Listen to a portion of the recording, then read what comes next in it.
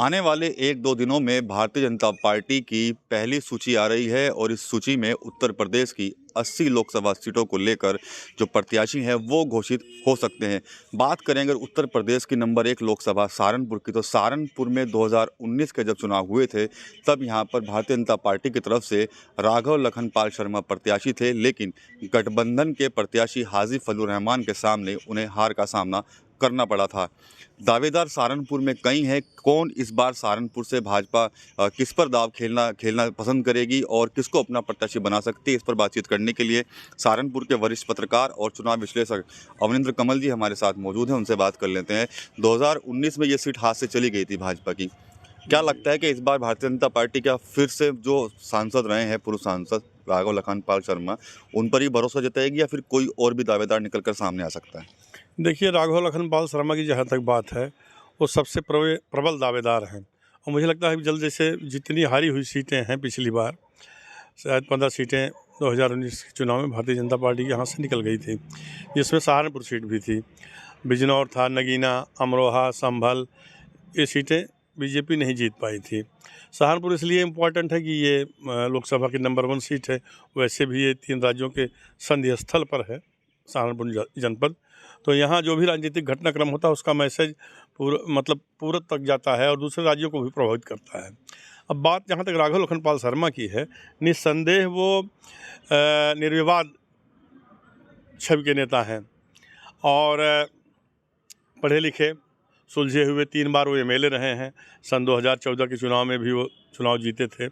2019 में वो हार भले गए, लेकिन वो जीत जिसकी हुई हाजी फजलुर रहमान की, हाजी फजलुर रहमान की जीत नहीं हुई थी, दरअसल वो समीकरणों की जीत हुई थी। सपा बसपा का गठबंधन था। हाजी फजलुर रहमान मेयर का चुनाव हार गए थे, लेकिन तुक्का सही बैठा और वो हाजी की नहीं बल्कि समीकरणों की जीत थी। तो मुझे पूरी उम्मीद है, जहाँ तक मुझे जानकारी है, तमाम लोगों से हम लोगों की बातचीत होती रहती है, राघव लखनपाल को ही यहाँ से टिकट दिया जाएगा। इसके अलावा जिन प्रत्याशियों का दावेदारी, तो वो सब बिल्कुल नौसिखिए हैं। वो हम समझिए कि रणजी जी के भी खिलाड़ी नहीं है। जैसे अभय राणा का नाम कुछ लोग ले रहे हैं किसी और, तो ऐसे लोगों पर बीजेपी की किसी नौसिखिया खिलाड़ी पर दांव नहीं लगाएगी। वहाँ बड़े बड़े थिंक टैंक बैठे हुए हैं, वो सारी चीज़ों को समझ रहे हैं। तो मैं पूर्व घोषणा तो नहीं करता हूँ, लेकिन पूरी उम्मीद है कि राघव लखनपाल जी इस सीट से चुनाव लड़ेंगे और बहुत अच्छा चुनाव लड़ेंगे। पूर्व विधायक थे स्वर्गीय महावीर राणा, उनके जो बेटे अभय राणा, वो भी कहीं ना कहीं टिकट के दावेदारों की लाइन में, फ्लैक्स भी जगह जगह सहारनपुर में लगे हुए हैं। तो क्या लगता है आपको कि क्या, वैसे तो उनके भी बताते हैं कि फ्रेंड फॉलोइंग अच्छी है, और अभी हाल ही के दिनों में जब महावीर राणा जी की मौत हुई थी उसके बाद कहीं ना कहीं इस परिवार के साथ हमदर्दी भी देखने को मिल सकती है। तो क्या लगता है कि उनके बेटे अगर चुनावी मैदान में आते हैं या प्रत्याशी बन जाते हैं तो क्या सीट निकाल सकने में सक्षम है वो? देखिए, पहली बात तो अभय राणा को टिकट नहीं मिलेगा, जहाँ तक मुझे लगता है। कोई सवाल ही नहीं है। और इनका जो फैमिली बैकग्राउंड है वो समाजवादी पार्टी का रहा है। जगदीश राणा समाजवादी पार्टी में रहे, कैबिनेट मंत्री रहे, फिर बसपा में आए, फिर महावीर राणा आए और बीजेपी से शायद वो विधायक बसपा से चुने गए थे। तो वो पार्टी के लोग समय के अनुसार बदलते रहे, और भी काजी रशीद मसूद के परिवार के साथ भी यही रहा है। लेकिन अभय राणा का मैं तो समझ नहीं रहा कि उनका भी कोई राजनीतिक सफ़र की शुरुआत ही नहीं हुई है। आपने कहीं देखा उनको किसी मंच से भाषण कर रहे हो, कहीं लोगों में मिलना जुलना हो, केवल जाति समीकरण के आधार पर, या फिर ये कि वो जगदीश राणा के परिवार से महावीर राणा के बेटे हैं इसलिए टिकट दे दिया जाए। तो बीजेपी के पास इस समय इस तरह की कोई उसकी मजबूरी नहीं है। वहाँ तो बहुत सारे लोग, जब तुलना की जाएगी राघव लखनपाल से और किसी कैंडिडेट के, मुझे तो नहीं लगता कोई उनके बराबर भी कहीं खड़ा हो रहा हो। 2019 को आपने बताया कि वो हाजी फजलुर रहमान की जीत नहीं थी, समीकरणों की जीत थी। बिल्कुल ठीक है, लेकिन इस बार भी गठबंधन है सपा का और कांग्रेस का जी। और माना जा रहा है कि अभी आने वाले दिनों में कई और दलों के साथ भी गठबंधन हो सकता है। तो क्या कांटे की टक्कर रहेगी सहारनपुर के अंदर? देखिए, मैं आपको बताऊं कि पिछली बार जो समझौता हुआ था, मतलब गठबंधन हुआ सपा बसपा में, वो बहुत पहले इसकी घोषणा हो चुकी थी और दलितों का पर्याप्त वोट है सहारनपुर जनपद में और भी जगहों पर, पश्चिमी उत्तर प्रदेश में खास तौर पर। इसके अलावा समाजवादी पार्टी यानी कि मुस्लिम प्लस दलित, तो वो थोक वोट बैंक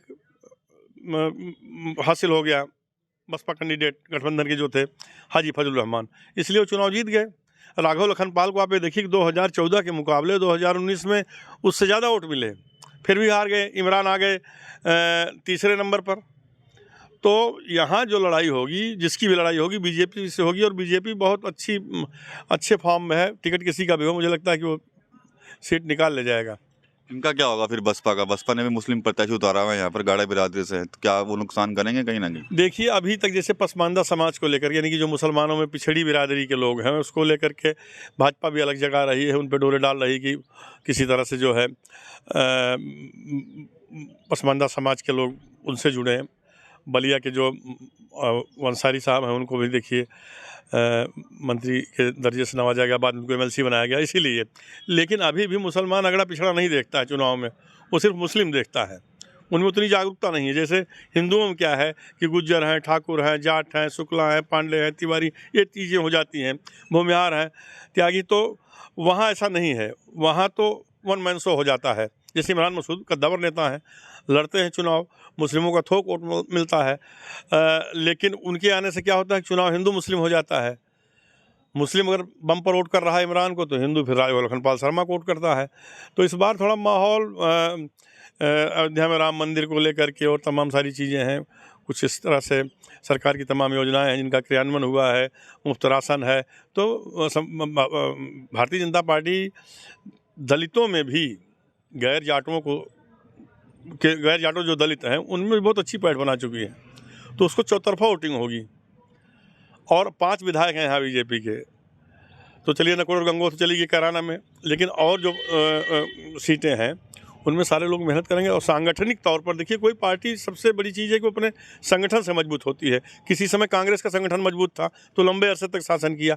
आज बीजेपी का कार्यकर्ता बूथ स्तर तक, पन्ना प्रमुख तक बनाए गए हैं। वो एक एक घर से वोटर को उठा के लाएंगे वोटिंग कराने के लिए। उनको अभी से ट्रेनिंग दी जा रही, प्रशिक्षण दिया जा रहा है, सम्मेलन हो रहा है, चर्चाएं हो रही हैं, गोष्ठियां हो रही हैं। और पार्टी कहाँ कर रही है? कांग्रेस सपा के साथ आ गई तो क्या हुआ? कांग्रेस के पास उत्तर प्रदेश में कोई जनाधार नहीं है, और मुझे तो लगता है कि एक सीट भी निकालना कांग्रेस के लिए मुश्किल है। कांग्रेस सपा गठबंधन का सपा को मुझे नहीं लगता कोई फ़ायदा होगा। कांग्रेस बिल्कुल जनाधार से छिटकी हुई है। केवल एक ही सीट तो रायबरेली की थी। अब इस बार अगर मान लीजिए राहुल अमेठी से लड़ते हैं, प्रियंका रायबरेली से लड़ती हैं, आप वहाँ देखिए कि वहाँ से जो विधायक चुने गए हैं किस पार्टी के हैं। रायबरेली में भी बगावत हो गई। जो बहुत खास लोग थे, सिपा सलार थे किसी समय में सोनिया गांधी की या कांग्रेस पार्टी के, वो सब भी विदक करके बीजेपी। तो बीजेपी ने तो अब बीजेपी में तमाम सारे नेता कांग्रेस के ही तो हैं, भले कांग्रेसियों को कोसते हों भारतीय जनता पार्टी के नेता। तो उत्तर प्रदेश की जहाँ तक बात है, समाजवादी पार्टी कांग्रेस से गठबंधन करके उससे रंच मात्र का लाभ नहीं होने वाला है। जहाँ तक मेरी जहाँ तक मैं देखता हूँ, कोई लाभ नहीं होने वाला है। अच्छा, जैसे कि अभी आपने उत्तर प्रदेश गठबंधन की बात की है, जो ओवैसी हैं वो 7 सीटों पर चुनाव लड़ना चाह रहे हैं, तो क्या लगता है आपको कहीं ना कहीं वो नुकसान देंगे इनको, सपा कांग्रेस गठबंधन? देखिए, ओवैसी को लेकर मुसलमानों में भी ये है कि ये लड़ाई में बाह मरोड़ने की स्थिति में नहीं है। मुसलमान उसे चाहता तो है, लेकिन उनको मालूम है कि ओवैसी को वोट देने से उसको कोई फ़ायदा नहीं होगा।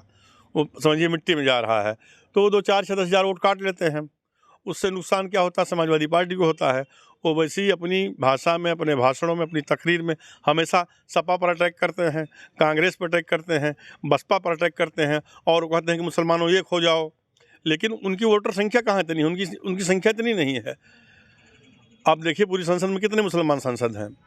भाजपा भी सबका साथ सबका विकास कहती है, लेकिन आप देखिए कि भाजपा ने कितने मुसलमानों को दे रही है टिकट। तो देखिए, सिद्धांत अलग हैं और व्यवहारिक तौर पर चीज़ें अलग हैं। तो जहाँ तक भाजपा की बात है, भाजपा पूरे देशव्यापी मैप पर आप देखिए तो उत्तर प्रदेश सबसे मुफीद होगा। गुजरात और आपका राजस्थान, मध्य प्रदेश, छत्तीसगढ़, उत्तराखंड की 5 सीटें, मैं कह रहा हूँ कि 5 सीटें बीजेपी जीतेगी, अभी से जो लक्षण दिखाई पड़ रहे हैं। इसके बाद अन्य जो स्टेट हैं वहाँ भी बीजेपी थोड़ा थोड़ा अपना उसके सांसद चुने जाएंगे। इसीलिए उम्मीद की जा रही है कि भाई इस बार फिर बीजेपी रिपीट हो रही है। ठीक है, तो ये वरिष्ठ पत्रकार हैं अवनिंद्र कमल, और साथ ही राजनीतिक विश्लेषक भी हैं, और काफ़ी बारीकी से इन्होंने जो समीकरण है सहारनपुर लोकसभा के, इसके अलावा उत्तर प्रदेश से लेकर उत्तराखंड तक का जो समीकरण बन रहे हैं उसको लेकर इन्होंने जो अपनी प्रतिक्रिया है वो शेयर की। साथ ही साथ सहारनपुर लोकसभा को लेकर एक बड़ी बयान भी इनका सामने आया है कि उम्मीदवार यहाँ पर बहुत हैं, दावेदार बहुत हैं, लेकिन भारतीय जनता पार्टी इस बार फिर से राघव लखनपाल शर्मा पर ही दोबारा फिर से दाव खेलेगी, क्योंकि जब 2019 का चुनाव हुआ था उस वक्त हाजी फजलुर रहमान की जीत नहीं थी। वो साफ तौर पर कह रहे हैं कि वो जीत जो थी वो समीकरणों की थी, लेकिन समीकरण इस बार काफ़ी बदल गए हैं और भारतीय जनता पार्टी कहीं ना कहीं इस बार 2024 के लोकसभा चुनाव में बेहद ही मजबूत स्थिति में है। TV9 यूपी के लिए सहारनपुर से विकास कपिल।